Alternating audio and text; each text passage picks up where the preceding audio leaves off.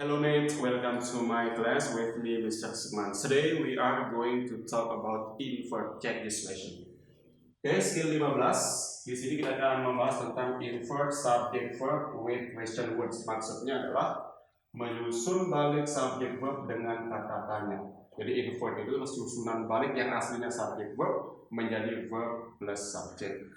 Rumus yang pertama, kata tanya 8W1H plus verb ordinary ketika nominal. Kalau dia verbal itu auxiliary pertama, subject, verb, tanda tanya. Rumus yang kedua, subject plus verb connectors 8W1H plus subject verb ketika dia sebagai conjunction atau kata hubung.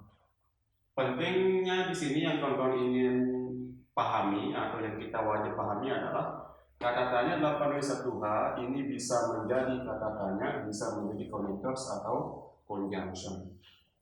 Kata tanya anggotanya di sini adalah what, when, why, where, whose, whom, who, which, sama how. Ada 8W dan ada 1H. Oke, untuk contoh penggunaannya adalah what is the homework? Kita akan analisis words-nya di sini sebagai question words atau kata tanya, is-nya sebagai verb ordinary, soalnya ini nominal, the homework-nya sebagai subject. Ada verb, ada subject. Inilah yang disebut dengan pola inversi, pola susun balik yang ada di kalimat tanya. Contoh yang kedua, I don't know what the homework is. Kita analisis kalimat yang kedua, I-nya sebagai subjek, don't know sebagai verb, what di sini sebagai connectors atau conjunction. The homework sebagai subjek, is-nya sebagai verb.